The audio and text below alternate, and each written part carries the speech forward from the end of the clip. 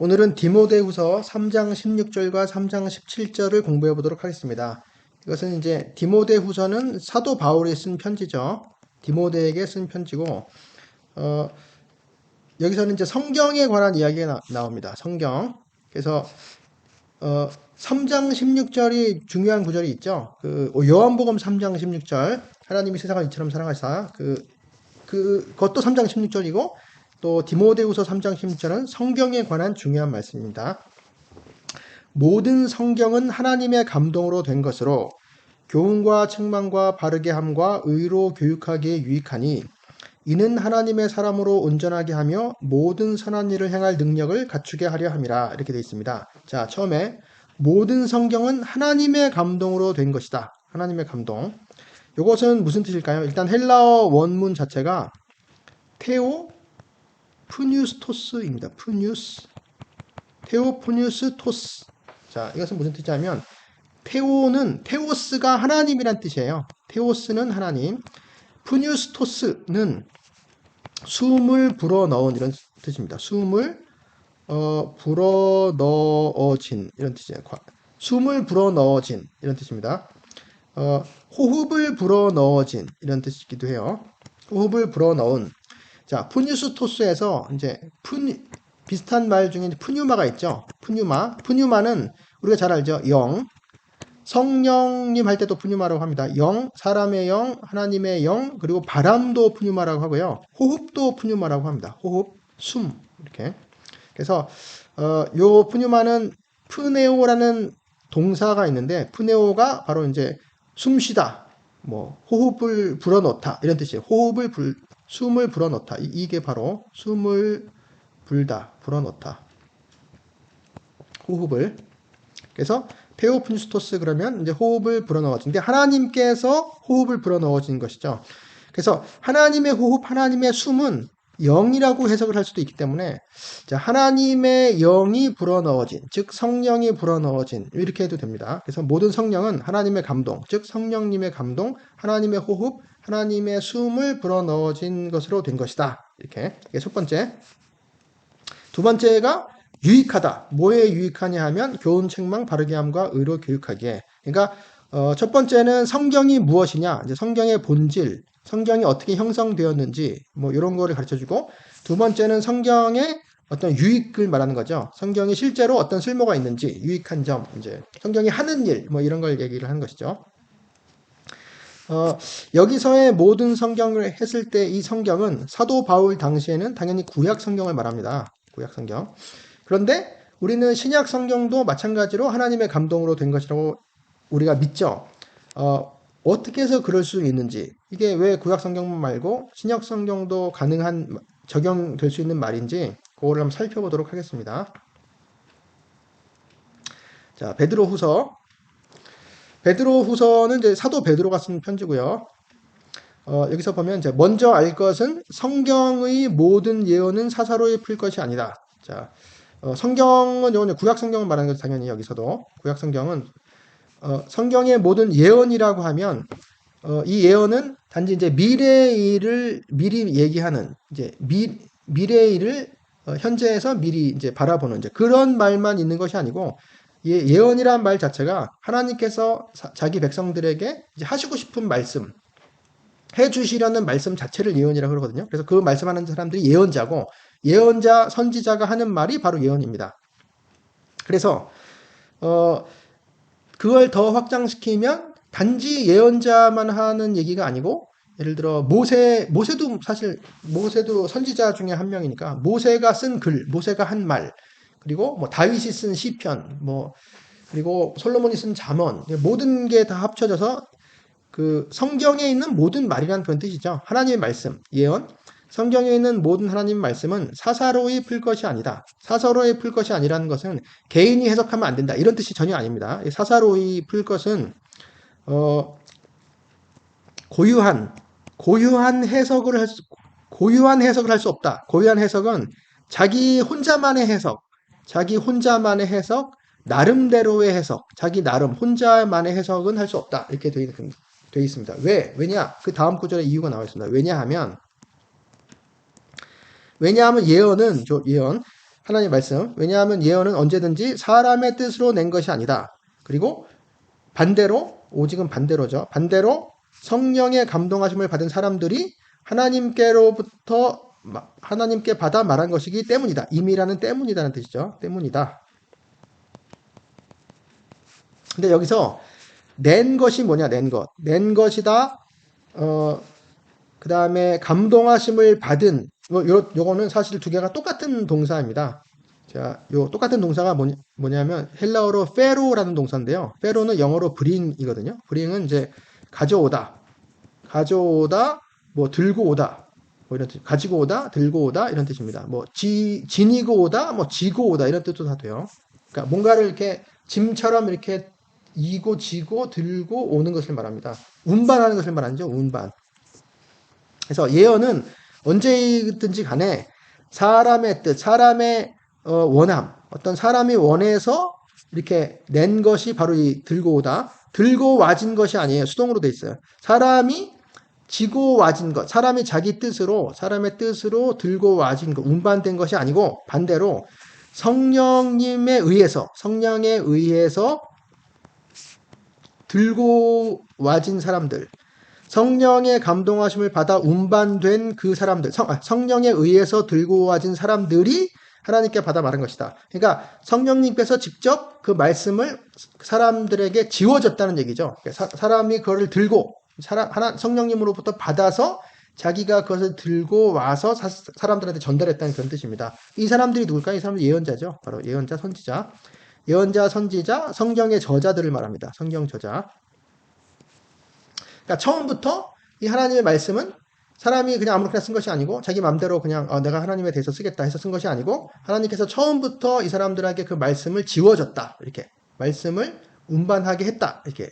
그래서 그리고 하나님께 받아 말한 것이다. 그러니까 하나님으로부터 말한 것이다. 하나님으로부터. 그러니까 성경 말씀의 원천이 하나님이시고 또 성경 말씀을 우리에게 들려주라고 그렇게 방법까지 제시한 분이 바로 성령님이시니까 이 성경 말씀의 원천과 그것의 이제 그 전수 방식, 전해진 그 글로 전해지고 말로 전해진 방식 자체를 하나님께서 다 주도하고 하셨다. 이제 이런 뜻입니다. 사람이 거기서 이렇게 사람의 뜻으로 뭔가 거기 참여한 것이 없다라고 하는 거죠. 물론 사람은 순종만 했다 이런 뜻입니다. 그러나 백성 가운데 또한 거짓 선지자들이 일어났었나니 옛날 얘기를 하는 거죠. 구약 시대에 거짓 선지자는 이 예언자들이 거짓 예언자. 그러니까 거짓 예언을 한 사람들. 그러니까 즉 하나님으로부터 받아서 말하고 하나님이 말하라고 해서 말한 그런 사람들 아니고 자기 마음대로 내용도 자기 마음대로 자기가 말하는 것도 자기 마음대로 이렇게 말한 그런 사람들이죠. 그래서 그 내용이 사람의 뜻으로 된 것이기 때문에 성경 말씀에 위배됩니다. 성경 말씀에 뭔가를 더한다든지, 거기서 뭔가를 뺀다든지, 거의 뭐, 맞지가 않는 그런 얘기들을 하는 것이죠. 근데 이와 같이 너희 중에도 거짓 선생들이 있으리라. 그러니까 이 너희 중이라고 하는 것은 교회를 말하는 것이죠. 이제 신약의 교회, 신약 교회에도 구약의 거짓 예언자 같은 거짓 선생들이 있어요. 이 거짓 선생들도 거짓 예언자들과 같은 일들을 하는 거죠. 하나님의 말씀에 위배되는 말을 자기가 지어내서 하고 혹은 거기서 뭔가를 빼든지 더하든지 하고 또 하나님의 말씀을 잘못 해석해서 자기 마음대로 해석해서 이제 그 가르치는 그런 사람들이죠. 말하자면 이단이죠. 그들은 멸망하게 할 이단을 가만히 끌어들여 자기들을 사신 주를 부인하고 임박한 멸망을 스스로 취하는 자들이라. 이제 이렇게 베드로가 이렇게 얘기를 합니다. 그러고 나서 이제 다음 장에 또 우리 주의 오래 참으심이 구원이 될 줄로 여기라. 이건 권면이고요. 우리가 사랑하는 형제 바울 얘기가 나옵니다. 우리가 사랑하는 형제 바울도 이제 베드로도 이제 바울을 이제 인정하고 있었어요. 그 받은 지혜대로 너에게 이같이 썼다. 이제 이런 내용을 이제 구원에 관한 내용을 썼다. 그 받은 지혜라고 하는 것은 이제 주어진 지혜를 말합니다. 주어진 그에게 주어진 지혜 누가 주셨을까요? 하나님이 주셨죠. 하나님으로부터 받은 하나님께서 주신 그 지혜에 따라서 너희에게 이같이 썼다. 그래서 또한 그 모든 편지들 이제 바울 서신이죠.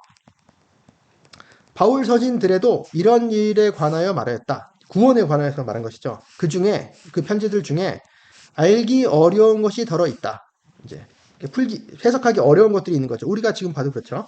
근데 무식한 자들과 굳세지 못한 자들이 다른 성경과 같이 그것도 억지로 풀다가 스스로 멸망에 이른다. 자, 무식한 자들이라고 하는 것은 못 배운 사람이란 뜻이죠. 못 배운 사람. 학식 없는, 못 배운 사람, 학식 없는, 배움 없는 그런 사람들이죠. 배움 없는. 근데 이런 사람들은 세속적인 학문을 못 배운 사람을 말하는 것이 전혀 아닙니다. 뭐 대학을 못 나온 사람, 그런 게 전혀 아닌 것이죠. 글을 모르는 사람 아니에요. 하나님의 교회에서는 글을 모르는 사람이라 할지라도 성령님께서 얼마든지 가르쳐 주셔서 구원에 관한 진리를 정확하게 알 수 있습니다. 하지만 이 무식한 자들은 세상적으로는 뭐 어쩔지 몰라도 배웠을지 몰라도 이 진리에 대해서 배움 없는 이런 사람들과 그 다음에 굳세지 못한 자들, 뭐에 굳세지 못할까요? 믿음에 굳세지 못한 자들, 이제 믿음, 진리에 관해서 흔들리는 자들이 다른 성경과 같이 그것도 억지로 풀다가, 그것은 바울 서신이죠. 편지들. 또 억지로 풀다가 라고 하는 것은 뒤튼다라는 뜻입니다. 뒤튼다. 뒤튼다, 왜곡한다. 뒤틀고 있어요. 무식한 자들과 굳세지 못한 자들이 바울의 편지들을 뒤틀고 있고 왜곡하고 있어요. 이렇게. 그래서 자기 마음대로 해석하려고 하는 거죠. 그래서 스스로 멸망에 이르느니라. 멸망을 향해 치닫고 있는 거예요. 그렇게 하는 행동 자체가. 자, 이 얘기 자체도 바울 서신, 바울의 편지가 도대체 뭐길래 그것을 뒤틀고 잘못 왜곡해서 해석하면 멸망에 이르느냐. 그렇죠? 그게 놀랍죠. 그 바울 서신 자체도 그게 성경에 방불하는 성경까지는 아니라고 생각했을지 몰라도 이 당시에 성경을 방불하는 어떤 그 구원에 관한 진리가 있었다는 것을 알 수 있는 것이죠. 왜? 하나님께서 주어진 지혜이니까. 하나님께서 주신 지혜니까 구원의 진리가 있었던 거고, 그것을 왜곡하면 멸망으로 향하게 되는 것이고, 또 중요한 얘기가 여기서 다른 성경과 같이, 이 말이에요. 다른 성경과 같이. 이 다른 성경이라고 하는 것은 이 성경 구약 성경을 말하는 거죠. 구약 성경. 다른은 남겨진 이런 뜻입니다. 나머지란 뜻이에요. 그러니까 전부 이렇게 그 die others를 말하는 거죠. 나머지, another, die others. 나머지 성경과 같이 그것도 억지로 풀다. 이걸 이렇게 보면은 뭐 여러 가지로 해석할 수 있겠지만 바울의 서신이 성경과 같이 같다. 뭐 이렇게까지 해석을 굳이 안 하더라도 여튼 성경과 방불하는 그런 진리라는 얘기죠. 그래서 이것은 이제 베드로 사도에 있는 편지, 물론 이것도 성경이지만 이때 당시 베드로 사도도 바울 서신을 성경과 방불하는 하나님께서 주신 구원에 관한 진리의 책이다라는 것을 그런 글이라고 하는 것을 그 증언을 해주고 있습니다. 물론 우리는 지금 다 이게 성경이죠, 전부. 근데 이 얘기를 왜 했냐면, 그러므로 사랑하는 자들아, 너희가 이것을 미리 알았은즉 무법한 자들의 미혹에 이끌려, 그러니까 잘못된 길로 가게 이끌려 가지 말라는 것이죠. 너희가 굳센 데서 떨어질까 삼가라. 굳센 데는 이제 굳센 믿음이죠. 굳센 믿음에서 떨어질까봐, 그 건전한 진리에서 떨어질까 삼가라고 하는 것이죠. 그러니까 바울 서신에 위배되는 그런 가르침들은 이단이고 하나님의 말씀에서 벗어난 것이다. 이제 이런 것이죠. 하나 더 보자면 히브리서 처음에 시작할 때 옛적의 선지자들을 통하여 여러 부분과 여러 모양으로 우리 조상들에게 말씀하신 하나님이 이렇게 되어 있습니다. 하나님께서 어떻게 말씀하셨느냐? 우리 조상들이라는 건 이제 그 이스라엘의 그 아버지들, 조상들을 말하는 것이죠. 옛적이라는 것은 구약 시대를 말하는 것이죠. 구약. 선지자들, 아까 말한 예언자들. 예언자라고 하는 것은 아까 미래의 일만 예언하는 사람이 아니고 하나님의 말씀 자체를 받아서 전달하는 사람들이라고 그랬죠.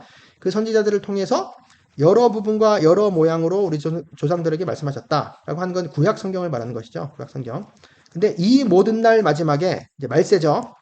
말세에 아들을 통하여 우리에게 말씀하셨다. 아들은 예수님을 말하는 것이죠. 예수님. 말세라고 하는 것은 메시아가 나타나기 전이 바로 말세입니다.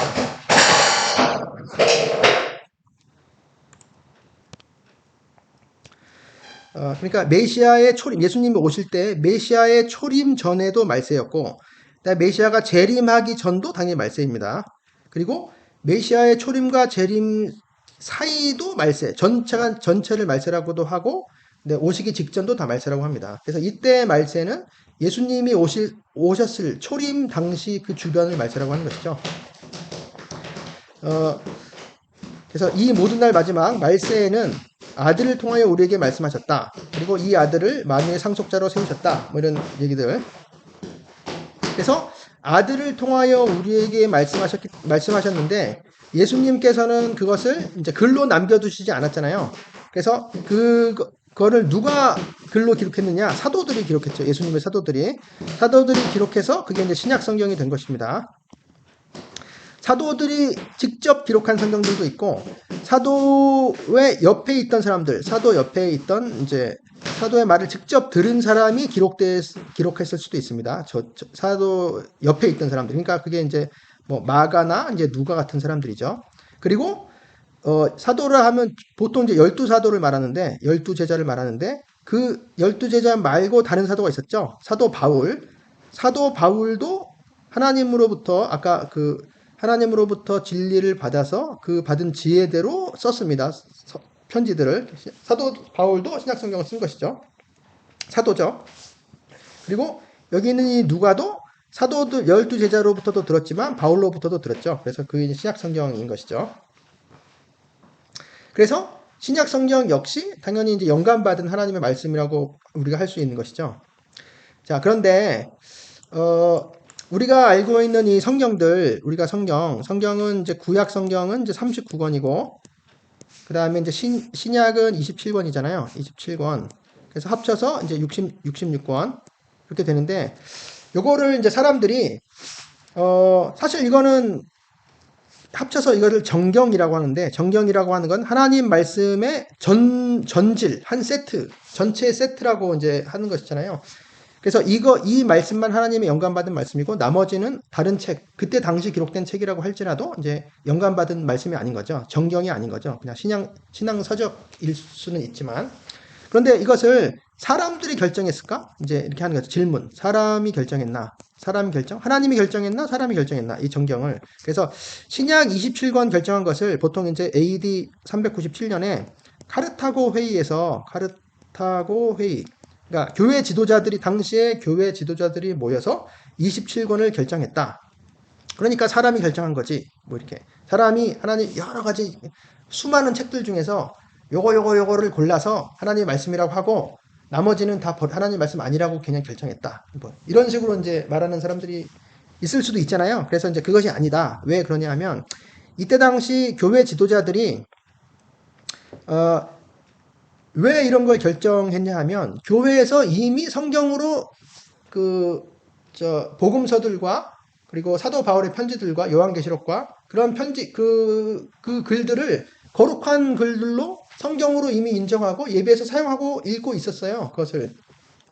그런데 이제 논란이 있었던 것이 있었죠. 그러니까 예를 들어서 뭐 요한 2서, 3서, 그 다음에 히브리서, 뭐 이런 히브리서는 좀 길지만 짧은 글들과 일반 서신에 있는 그런 글들 중에서 요한 2, 3서는 그게 짧고 히브리서는 저자가 안 나와 있잖아요. 그 글 자체에. 그런데 이런 것들도 성경이냐, 복음서와 똑같은 하나님의 말씀이냐, 이런 논란이 있었기 때문에 이런 것도 아니다. 이런 것도 하나님의 말씀이다. 이렇게 인정한 것이에요. 이제 감정한 것이죠. 그러니까 이건 사람이 결정한 것이 아니고 예를 들어서 이제 보석이 있잖아요. 보석. 마태복음 13장에서도 그 귀한 진주를 알아보고 그래서 그걸 위해서 자기 온 재산을 다 팔아가지고 귀한 진주를 사는 사람이 있잖아요. 왜냐하면 그 진주의 가치를 알아보는 사람이니까. 그런 것처럼 보석이나 진주 같은 것을 알아보는 사람이 있어요. 눈을 가진 사람이 알아봅니다. 전문가가 감정하는 거죠. 감별하는 거죠. 이거의 가치를 아는 거죠. 그래서 이 사람들이 이것을 인정하고 인증서 같은 걸 쓸 수 있어요. 감정 평가를 할 수가 있는 것이죠. 진품, 명품 뭐 이런 식으로. 그런데 이 사람들이 인정하기 전에는 이 보석과 진주는 그러면 가치가 없었던가요? 일까요? 전혀 아니죠. 그 전에도 이미 이것은 가치 있는 것이었습니다. 그것을 알아보는 사람이 인정해 줬을 뿐인 것이죠. 마찬가지로 하나님의 말씀, 그 하나님의 말씀이 기록된 그 글들은 처음부터 하나님께서 하나님의 감동하심으로 해서 사람들을 통해서 인간 저자를 통해서 성령님께서 인도하심으로 성령의 감동하심으로 테오프니스토스로 이제 기록된 그 말씀들입니다. 이것을 사람들이 하나님께 성령의 조명함을 받은 그 사람들이 그것을 읽고서 이거 알아보는 거죠. 인정을 하는 거죠. 그리고 그런 식으로 결정을 한 거지. 이게 뭐 사람이 자기 마음대로 임의적으로 결정한 것은 전혀 아니다. 이제 그리고 또 한 가지 이제 구약 39권 요것도 마찬가지로 뭐 AD 90년에 얌니아 회의가 있었다. 얌니아 회의에서 랍비들이 결정했다. 39권을. 이것도 마찬가지입니다. 그 사람들이 이것을 그냥 자기 마음대로 결정한 것이 아니에요. 인정하고 감정한 것 뿐이죠. 그리고 AD 90년에 얌니아 회의라는 이름의 회의가 있었는지도 모르고, 그러니까 주장하는 거예요. 학자들이. 그때 이제 뭐 탈무드 같은데 그런 기록은 있어요. 그러니까 유대 랍비들이 토론을 하는데, 그 중에 이제 구약 성경 중에서, 예를 들어 아가서나 에스더서, 뭐, 요런 책들은 사실 에스더서에는 여호와 하나님이란 말이 한마디도 안 나오거든요. 요런 책들도 하나님의 말씀이냐, 이제 이런 토론이 있었는데, 아니다. 이것도 하나님의 말씀이다. 이렇게 그냥 그걸 인정하는 그런 글들이 있어요. 근데 그게 뭐, 정경을 결정하는 그런 회의였는지, 뭐 그런 걸 알 수 없는 거죠. 그냥 사람들이 하는 얘기인 것이죠. 그리고, 여하튼 하나님의 말씀은 사람들이 인정하기 전부터 하나님의 말씀이었고, 그것을 읽으면 알 수 있습니다. 그게 우리 신자들은 성령님으로부터 거듭난 사람들이기 때문에 성령님께서 그걸 알아볼 수 있는 눈을 주시거든요. 그래서 그 내용을 글을 읽으면 이게 하나님의 말씀인지 아닌지 알 수 있습니다. 사실. 그리고 이제 두 번째. 그럼 외경은 뭐냐? 외경. 정경이 있는데 정경은 우리가 안다 치고 외경은 뭐냐? 외경도 외경은 또 성경의 일부냐? 먼저 이렇게. 그리고 외경은 왜 그건 하나님의 말씀이라고 안 하냐? 먼저 이런 이야기들이 있잖아요. 그래서 뭐 구약에도 외경이 뭐 수두룩하고 뭐 신약에도 외경이 수두룩한데 이것은 왜 뺐냐? 먼저 이렇게. 이것도 일종의 오해입니다. 일단은 외경이라는 말은 아포크리파라는 말인데 이것은 크리파는 뭐가 숨겨져 있다는 뜻이에요. 숨겨진 아포는 뭐뭐로부터 뭐 숨겨진 것으로부터 뭐 이런 뜻인데 그러니까 이거는 그 드러난 그런 성경이 아니다. 드러난 책이 아니다. 뭐 이런 의미가 있는 것 같아요. 그러니까 원래 이 외경은 신약에는 원래는 없고 구약에만 있는 겁니다. 일단 기본적으로. 그래서 왜 그러냐? 구약은 원래 히브리어로 기록되어 있거든요. 히브리어로 기록되어 있고 그 다음에 아람어로 일부 소수는 아람어로 기록되어 있어요. 대부분 히브리어. 근데 요 히브리어 성경을 헬라어로 번역했어요. 헬라어 번역. 그러니까 BC 주전 250년 경에 그러니까 예수님 오시기 250년 전쯤에 이제 학자들이 헬라어로 번역한 거를 이제 70인역이라고 하죠. 70인경이라고 하죠. 근데 요때 우리가 알고 있는 이제 39권만 번역한 것이 아니고 여기다가 다른 서적들도 글들도 해서 이제 껴넣었어요. 껴넣었어요. 그러니까 원래는 없던 것이죠. 원래 히브리어 성경에는 없던 것인데 그냥 껴넣은 책들이죠. 그래서 그게 마카비서 유대 역사서죠. 그러니까 마카베오라고 하죠. 마카베오. 그 천주교 성경에서 마카베오라고 그러죠. 마카비서, 그다음에 뭐 유딧, 그다음에 토비트 뭐 이런 등등등. 그리고 다니엘서는 원래 12장까지 있는데 그 뒤에 덧붙여진 몇 장 뭐 이렇게 이런 걸 이제 외경이라고 그래요. 그러니까 처음에는 없었던 것이죠. 근데 이게 70인격 번역 성경에 이게 들어가 있기 때문에 이제 70인역은 나중에 이제 초기의 교회에서 이거를 주로 봤거든요. 70인역을. 유대인들은 이걸 전혀 성경으로 인정하지 않는데 그래서 요것도 번역할 때 같이 번역을 하고 라틴어로 번역할 때 같이 번역을 하고 물론 이게 정경이 아니라는 거는 그 당시 그 사람 교회 초대 교회 사람들은 다 알고 있었어요. 그래서 천주교에서도 이것은 제2경전이라고 불러요. 제2경전. 우리는 이제 외경이라고 부르죠. 제2경전이라고 부르는데 우리 개신교의 입장에서는 이것은 건전한 신앙서적이다. 읽으면 신앙에 유익이 되는 건전한 신앙서적이지만 이것은 영감받은 하나님의 말씀이 아니다. 이제 이렇게 정리를 하는 거죠. 천주교에서는 하나님의 말씀에 대해서 우리 개신교처럼 그렇게 이제 헌신적이지 않기 때문에 뭐 사실 성경 말씀 자체를 보다는 그 성경 말씀을 이제 교회에서 어떻게 해석하느냐, 그래서 지침을 내려주느냐, 그런 게 훨씬 중요하죠. 그래서 그리고 그 교회의 지도자들의 우두머리가 교황이고, 이제 그들의 결정, 그 지도자, 특히 교황의 결정이, 그 해석이 이제 그게 중요한 것이지, 뭐 성경 기록 자체는 뭐 이렇게 크게 중요한 걸로 보는 것 같지는 않습니다. 그래서 희미해요. 제2경전, 외경에 대한 개념이 희미해서, 천주교 성경에는 성서라 그러죠, 거기서는. 천주교 성서에서는, 제2경전, 이 외경을 흩어놨어요. 구약 성경에 흩어놨어요. 뭐가 성경인지 모르게, 이렇게. 이제, 우리랑은 좀 다른 점이죠. 우리는 성경에서 아예 뺐죠. 성경책에서는 뺐어요. 하나님의 말씀에서는 빼 있는 거죠. 근데 그게 뭐, 나쁘거나 그런 건 아닙니다. 근데 그거에 반해서 이제 신약에도 그런 게 있어요. 근데 신약에는 외경이 아니고 사실은 위경입니다. 위경. 그래서 근데 수도에피그라파라고 그러거든요.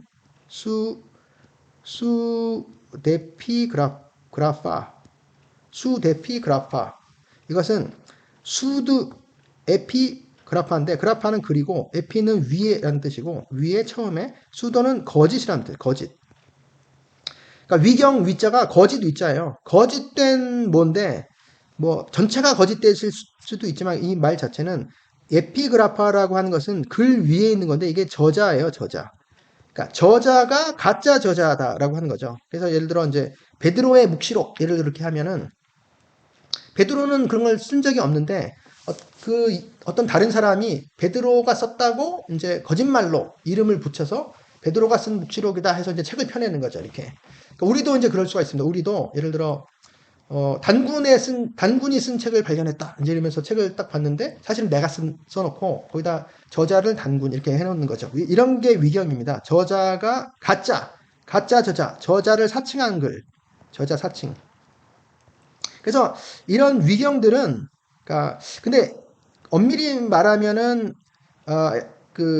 사실 좋은 책들이 아닌 거죠. 이 위경은 가짜 책들인 것이고, 예를 들어 뭐 도마가 쓴 책이 아닌데 그냥 도마를 사칭했죠. 도마복음이라고 한 책은 굉장히 오래됐거든요. AD 2세기에 쓴 글인데 사실은 이건 영지주의자들이 쓴 글이에요.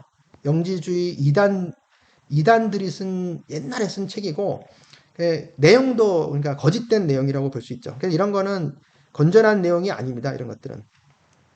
그런데 이 위경을 그냥 외경이라고 이제 구약의 외경처럼 외경이라고 그냥 읽기도 해요. 그냥 표현을 하니까 헷갈리는 거죠. 근데 사실은 그 뜻은 다릅니다. 수도에픽 위경과 외경인 것이죠. 그리고 신약에도 그 초기에 신앙 서적들이 있었어요. 신앙 서적들. 뭐 예를 들어 디다케 뭐 이런 책들은 뭐 신앙 서적이지만 하나님의 말씀은 아닌 거죠. 영감받은. 우리도 신앙서적을 쓸 수 있지만 그것이 하나님의 영감받은 말씀이라고 하진 않는 거잖아요. 그래서 우리가 이 27권, 신약 27권과 구약 39권은 처음에 쓸 때부터 하나님께서 이제 사도와 예언자들을 통해서 선지자들을 통해서 성령의 영감을 불어 넣으셔서 성령의 영감, 성령의 지도, 성령의 인도하심으로 처음부터 끝까지 모든 과정을 하나님께서 주장하셔서 우리에게 선물로 주신 하나님의 말씀인 것입니다. 이것밖에 없는 거죠. 자, 그리고 다시 본문으로 돌아와 보도록 하겠습니다.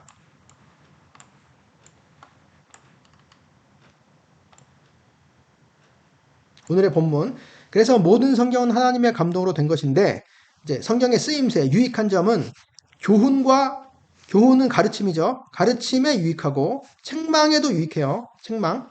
그러니까 꾸짖음에도 유익하고, 바르게 함은 교정하는 거예요. 교정. 뭐 잘못된 것을 올바르게 교정하는 것이죠. 그리고 의로 교육하기, 의로움으로써 의로움 안에서 교육한다는 것은 어린아이를 훈육하는 거예요. 어리운 아이 훈육에 이제 이런 것들이 유익하다. 이렇게. 이는 이런 것들은 왜 하는 거냐면 하나님의 사람, 우리가 하나님의 사람이죠. 이 성경을 읽는 하나님의 사람으로 하여금 온전하게 한다. 온전하게 한다는 적합하게 한다는 거예요. 적합하게. 적합하게 딱 맞게. 갖추게 하는 거예요. 이게. 그러니까 하나님의 사람으로서 적합하게. 그러니까 선한 일을 하는데 그리고 하나님을 섬기는데 신앙생활을 하는데 하나님의 사람 자체로 적합하게 딱 맞게. 그래서 모든 선한 일을 행할 능력을 갖추게. 이 능력을 갖추게도 마찬가지예요. 능력을 갖추게도 이 적합하게 마찬가지인 것이죠. 완전히 적합하게, 아주 완벽하게 적합하게 하도록 하는 것이죠. 그래서 이 모든 성경은 하나님의 감동으로 되었고, 이제 출처가 하나님이시고, 우리에게 주어진 것도 하나님의 그 역사의 과정 속에서 주어진 것이고, 인도하심에 따라, 그 다음에 그것은 우리에게 유익한 것인데, 여러 가지, 가르침, 꾸짖음, 바르게 함, 의료 교육에 유익한 것인데, 그래서 하나님의 사람이 이 성경의 이런 그 교육을 통해서 적합하게 되고, 모든 선한 일에 완전히 적합한 그런 사람이 되도록 하기 위한 것입니다. 모든 선한 일이라고 하는 것은 모든 믿음의 삶을 말하는 것이죠. 믿음의 삶. 하나님을 섬기고 이웃을 사랑하고 하는 모든 믿음의 삶, 구원의 길을 걷고 하는 요것에 대해서 이제 그 하나님의 말씀에 대해서 보겠습니다. 우리를 책망하시는 하나님의 말씀. 그러니까 교훈과 책망과 바르게 함과 의로 교육하기 이런 것들을 보면은 뭔가 좀 좋은 얘기만 해주시는 것이 아니고 우리를 교정시키는 것이잖아요. 교정이라고 하는 것은 이제 우리가 죄인인데 물론 구원받은 죄인이죠. 죄인에게 하나님의 말씀이 비추면 그 죄가 드러나기 때문에 굉장히 아프죠. 아프고 고통스럽고 슬프고 애통하게 됩니다. 그래서 이제 고치게 되는 거죠. 그래서 고침이 있는 것입니다. 변화가 있고 그것을 이제 성숙이나 성화라고 말할 수가 있겠죠. 그걸 이제 히브리서에서 표현했는데 그 하나님의 말씀은 살아있다. 활력이 있다. 활력이 있다는 건 일한다는 뜻이에요. 일한다. 죽어있지 않고 일한다. 작동한다. 작용한다. 그래서 좌우의 날선, 양날선 어떤 검보다도 예리하다. 날카롭다. 그래서 혼과 영과 및 관절과 골수를 찔러 쪼개기까지 한다. 이건 무슨 뜻이냐면 혼은 푸시케죠. 헬라어로 푸시케. 푸시케는 영혼, 혼, 뭐 정신, 마음 뭐 다 되죠. 목숨도 되고 영은 푸뉴마죠. 하나님의 영도 푸뉴마고 그러니까 영이죠. 그래서 영과 혼이 나눠져 있냐? 여기서는 꼭 그런 내용은 아닙니다. 그런 내용은 아니고 인간의 모든 그 인간 인격의 어느 부분이라도 할 거 없이 작용한다. 이렇게 뚫고 들어온다. 하나님 말씀 이런 뜻이고요. 이제 다음 구절을 보면 알 수 있습니다. 관절들과 골수들을 찌른다. 그리고 그것을 구분한다. 찔러서 관통시켜서 구분한다. 이렇게. 그리고 마음의 생각, 정신이죠. 여기서는 정신. 그러니까 생각하는 마음을 말합니다. 정신의 생각과 뜻을 그러니까 마음에 품은 뜻, 그 생각, 의도 이런 모든 것들을 판단한다, 심판하는 거죠. 그래서 관절과 골수를 찔러 쪼개기까지 한다는 건 어떤 표현이냐 하면 예를 들어 관절이라고 하면 뼈가 있잖아요. 이렇게 뼈 사이에 관절인데 엑스레이로 보면 여기가 텅 비었지만 실제로는 여기 인대가 잔뜩 붙어 있어요. 이렇게 두껍게 붙어 있죠. 근데 그래서 이게 구분하기가 어려운데 하나님의 그 말씀은 날카로운 칼같이 이걸 확 찢어버린다는 것이 이렇게 이걸 날카롭게 베어서 딱 구분해 버린다는 거죠. 관절을. 그 두 번째 골수는 뼈가 있으면 뼈 속에 이렇게 빈 공간이 있어요. 골수광이라고 하죠. 골수광.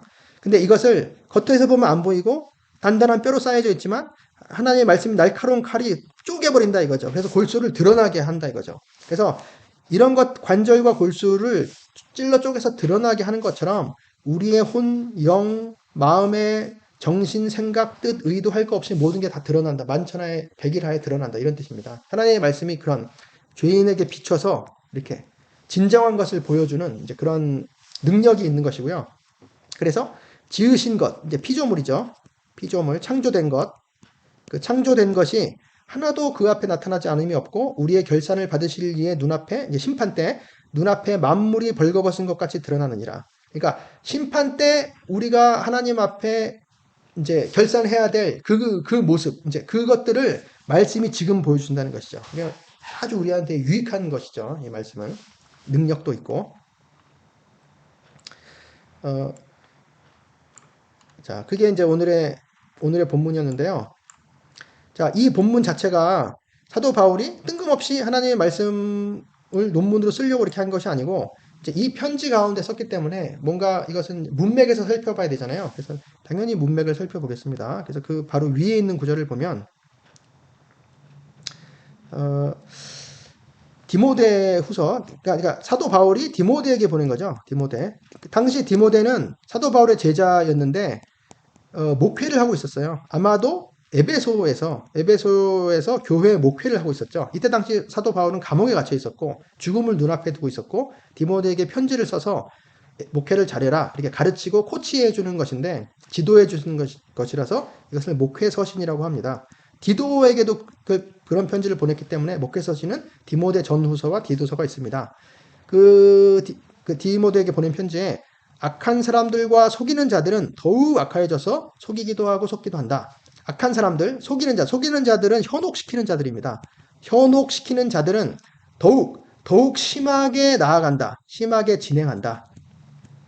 계속되는 거죠. 점점 더 심해져서 속이기도 하고 미혹하기도 하고 또 미혹당하기도 합니다. 당하기도. 그러니까 잘못된 길로 사람들을 인도하고 자기 자신도 잘못된 길로 가는 것이죠. 소경이 소경을 인도하는 것이죠.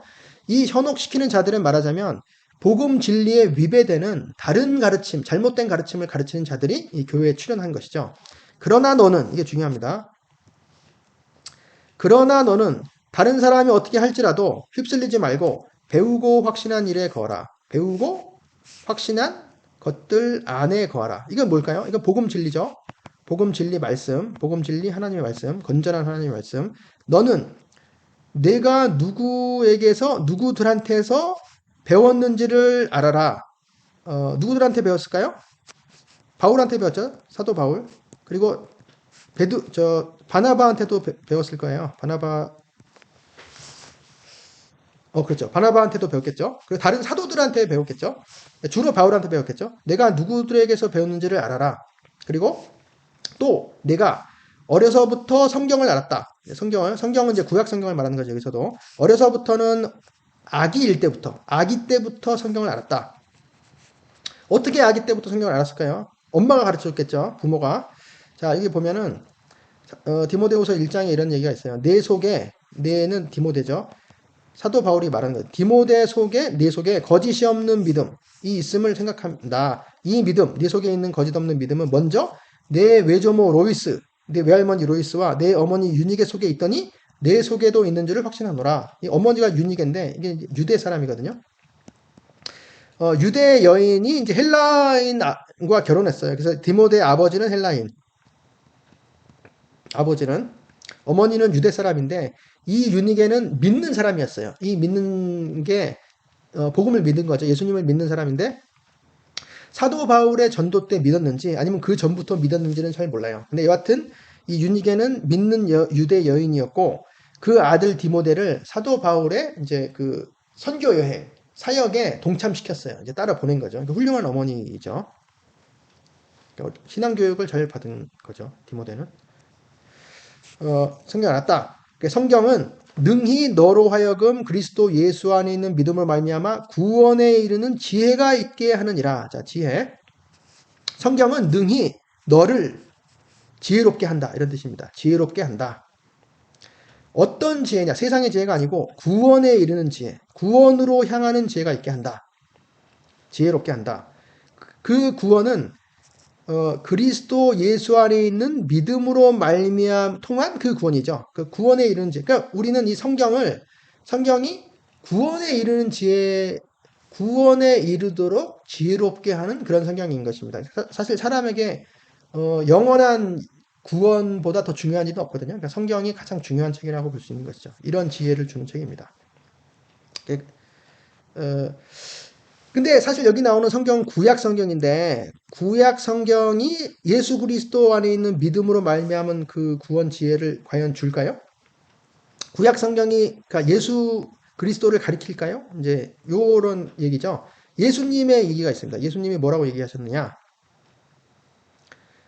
누가복음 24장. 요거는 이제 엠마오로 가는 두 제자의 이야기죠. 예수님께서 부활하셨는데 아직 그것을 이제 완전히 드러내지 않아서 그러니까 믿지 않는 제자들 중에 이제 실망하고 예루살렘에서 엠마오 마을로 떠나는 두 제자가 있었죠. 이제 그 제자들에게 예수님께서 동행하셨는데 몰랐죠. 그 예수님인지. 가르치시는 겁니다. 미련하고 선지자들이 말한 모든 것을 마음에 더디 믿는 자들이여. 두 제자를 말하는 것이죠. 처음에 오가 있습니다. 예수님께서 오 미련한 자들아, 오 정신이 빠진 자들아, 오 정신 나간 자들아, 선지자들이 말한 모든 것. 그러니까 이것도 이제 구약 성경을 말하는 것이죠. 구약 성경. 그러니까 단순히 미래 예언만이 있는 것이 아니고 하나님께서 선지자들을 통해서 말씀하신 하나님의 말씀, 구약 성경이 말한 모든 것을 마음에 더디 믿는 자들아, 그리스도가 메시아가 이런 고난을 받고 자기 영광에 들어가야 할 것이 아니냐. 이렇게 이것을 이 선지자들의 말씀, 구약 성경이 말하고 있다는 것이죠. 예, 그리스도의 고난, 십자가 죽음과 죽음과 부활, 그다음 영광 이런 것들을 다 얘기하고 있어요. 라고 예수님께서 말씀하시는 겁니다. 이에 모세와 모든 선지자들의 글로 시작하여 이제 의 글은 사실 의역이고 모세와 모든 선지자들로 시작하여 모든 성경에 쓴 바 자기에 관한 것, 그러니까 예수님에 관한 것, 그리스도에 관한 것을 자세히 설명하셨다. 그러니까 모세와 선지자들, 요거 이제 구약 성경의 별명입니다. 구약 성경을 이렇게 표현해요. 근데 더하기 시편들 이렇게 하기도 해요. 이런 표현도 있습니다. 모세 선지자 시편.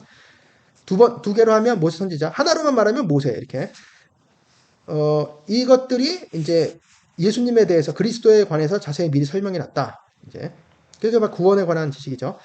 그들이 서로 말하되 그리고 나서 예수님께서 다 설명해 주신 다음에 이제 떠나셨어요. 사라지셨어요. 그랬더니 그들 둘이 그 두 제자가 서로 말하되 길에서 우리에게 말씀하시고 우리에게 성경을 풀어 주실 때 성경을 구약 성경이죠. 풀어 주실 때 열어 주실 때 우리 속에서 마음이 뜨겁지 아니하더냐? 우리 마음이 불타오르지 아니하더냐? 이렇게. 그리고 나서 이들은 바로 예루살렘으로 돌아갔습니다. 그래서 거기 제자들이 모여 있는 곳에 있었을 때 부활하신 예수님께서 나타나셔서 또 말씀하세요. 내가 너희와 함께 있을 때에 너희에게 말한 것들. 그러니까 순환 전에 예수님의 십자가 전에 이제 가르치신 걸 말하는 것이죠. 말씀으로 가르치셨을 때 한 것이 뭐냐? 곧 모세의 율법 그리고 선지자의 의 글은 당연히 의역이죠. 모세의 율법과 선지자들과 시편들 요 세 개 아까 말한 모세율법, 선지자들, 시편, 구약성경 전체에서 나를 가리켜 기록된 모든 것이 이루어져야 하리라. 미리 예수님께서 요것까지 말씀하셨다는 거죠. 이루어지는 것은 가득 차야 되리라. 이에 그들의 마음을 열어 성경을 깨닫게 해주셨습니다. 예수님께서.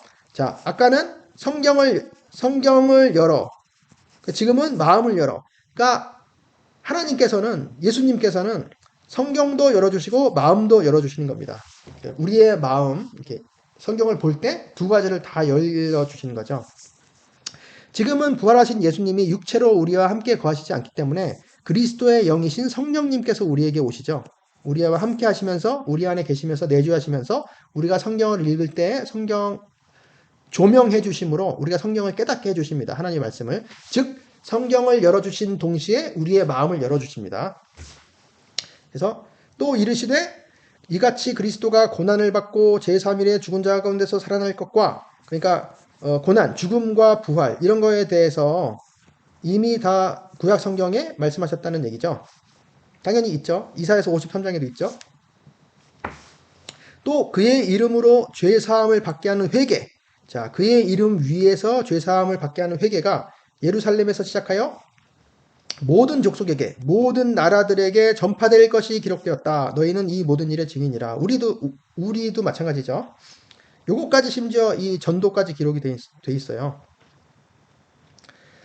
예수님 요한복음에도 이런 말씀이 있습니다. 요한복음에는 이건 이제 예수님께서 이제 베데스다 5장 베데스다 연못에서 그 장애인 38년 된 병자를 고치신 다음에 하신 말씀인데 이거는 죽음과 부활 전에 하신 말씀이죠. 가르치신 말씀. 논쟁 때도 이제 하신 말씀이죠. 너희가 성경에서 영생을 얻는 줄 생각한다. 자, 영생. 요한복음에서는 구원을 보통 영생이라고 표현하죠. 영원한 생명. 그리고 성경을 연구한다. 맞는 말인데 이 성경이 곧 내게 대하여 증언하는 것이라. 이 구약 성경이죠. 구약이 곧 예수님에 대해서 그리스도에 대해서 모세를 믿었다면 또 나를 믿었을 것이다. 너희가. 근데 모세는 구약 성경 전체를 말하는 것이죠. 모세 율법, 모세 오경만 말하는 것이 아니고 구약 성경 전체. 이는 그가 내게 대하여 기록하였음이라. 그러나 그의 글, 모세의 글, 그의 글도 믿지 아니하거든 어찌 내 말을 믿겠느냐. 이제 이런 말씀이 있죠.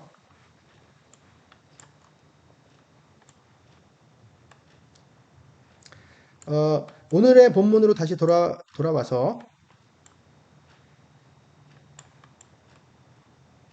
그래서 이 성경은 하나님의 감동으로 된 것이고 그 다음에 우리의 그 신앙의 삶에 아주 교육하기에 유익한 것이고 그래서 우리가 이제 온전하게 갖춰지게 이제 적합하게 하는 것이고 구원에 관한 지혜가 있는 것인데 그래서 어떻게 하란 말이냐 이제 사도 바울이 디모데에게 이제 한 말입니다. 자, 요 이야기를 하고 나서 디모데후서 4장 바로 하나님 그러니까 내가 엄히 명한다. 이게 이제 문장 처음에 있어요. 내가 엄숙하게 증언한다. 하나님 앞과 그리스도 예수 앞에서 엄숙하게 증언한다. 그리스도는 산자와 죽은 자를 심판하실 그리스도. 그래서 어떻게 증언하냐면 그 예수님께서 나타나실 것과 그러니까 예수님의 현현이 예수님의 재림, 예수님의 재림과 그의 나라, 예수님의 왕국, 하나님의 나라, 하나님의 왕국을 두고 내가 증언한다.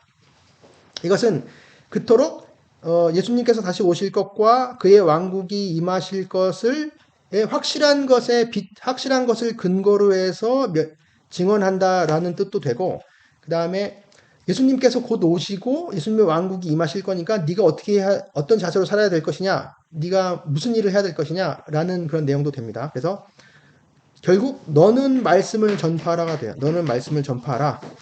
때를 얻든지 못 얻든지 항상 힘쓰라.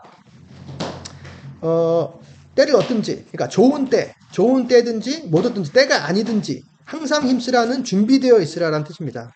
준비되어 있으라. 그러니까 5분 대기하고 있으라는 거예요. 대기하고 있으라. 항상 말씀을 전파하게 대기하고 있으라. 5분 대기조가 되는 것이죠. 말씀 전파에 5분 대기조. 전파하라라고 하는 것은 물론 전도도 여기에 해당이 되지만 사실 이것은 이제 선포하라라는 뜻이거든요. 선포하라라고 하는 것은 전도보다도 더 큰 개념인 것입니다. 그래서 선포는 안 믿는 사람들의 개만 하는 것이 아니고 믿는 사람들 다 해당입니다. 모두에게 하는 것입니다. 믿는 사람이나 안 믿는 사람이나 누구에게나 하나님의 말씀을 선포하라. 자, 선포하라라고 하는 게 이제 헬라어로 캐리소인데요. 캐리소. 요것에서 명사가 캐리그마가 나왔습니다.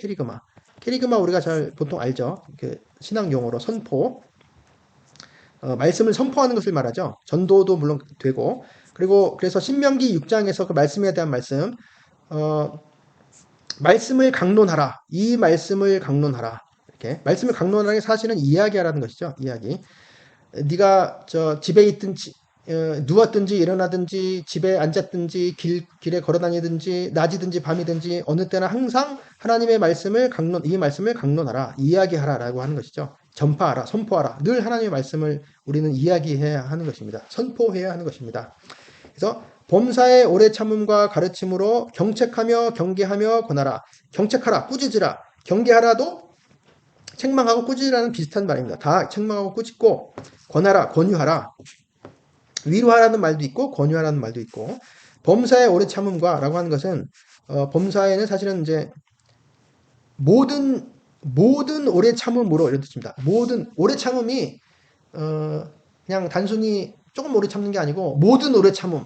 그러니까 이 말을 해서 저 사람이 알아듣든지 못 알아듣든지 거부하든지 뭐 계속 얘기를 했는데도 못 알아듣든지 여튼간에 오래 참 변하지 않든지 그 사람이 그 신앙인인데 믿는 사람들이 변하지 않든지 간에 계속 모든 오래 참음과 가르침으로 경책하며 건기하며 권하라 이렇게 되는 것입니다.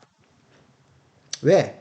왜냐하면 자 때가 이를 것입니다. 때가 이르리니 사람이 바른 교훈을 받지 않고 건전한 교훈을 견디지 못해요.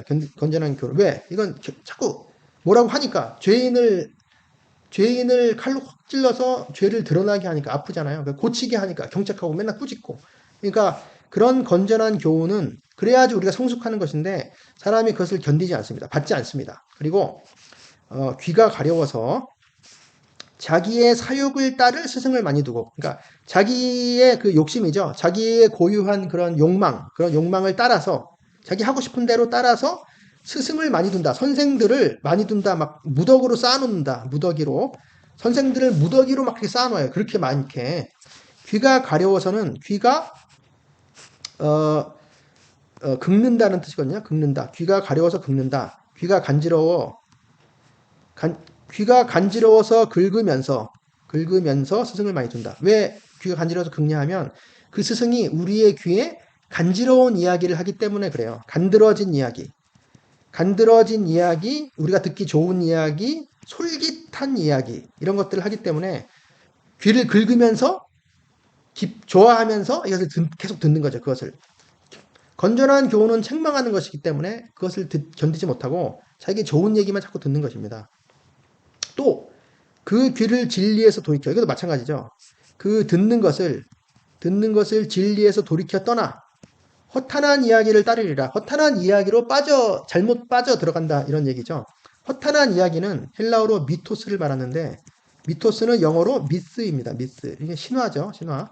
헬라어 미토스는 이야기를 말하고요. 이야기가 이제 재미있는 이야기, 허황된 이야기, 신화적인 이야기, 그럴듯한 이야기를 말합니다. 그런 그럴듯한 이야기를 따른다. 듣기 좋은 이야기, 재밌는 이야기.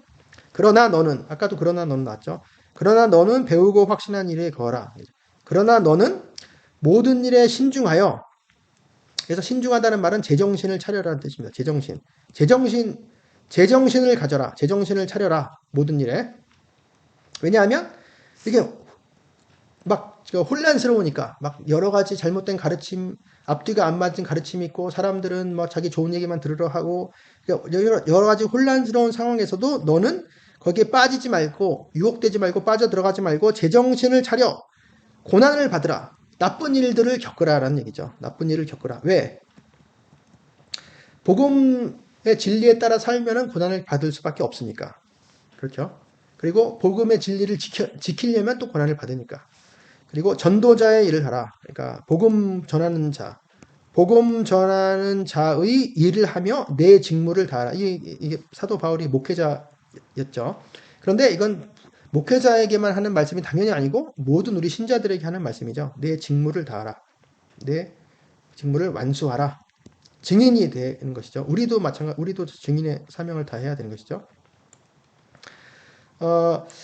결국에 하나님의 말씀은 모든 성경, 구약 성경뿐 아니고 신약 성경도 하나님의 감동으로 된, 성령의 감동으로 된 하나님의 말씀이고, 죄인인 우리를 변화시키는 말씀, 우리를 확 찔러서 죄를 드러나게 하고, 그래서 성숙되게 하고 성화되게 하는 그런 말씀이고, 우리는 이 성경 말씀을 늘 이제 가슴에 품고, 또 읽고, 또 선포해야 될 그런 책임이 있는 것이죠.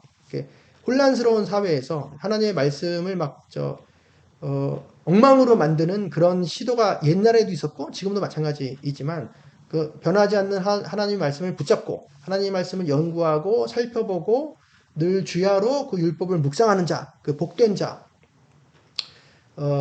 그런 복된 자가 되어서 하나님의 말씀을 통해서 하나님과 동행하는 하나님의 말씀을 붙잡고 또 순종하는 그런 사람들이 되었기를 바랍니다. 오랜 시간 수고하셨습니다.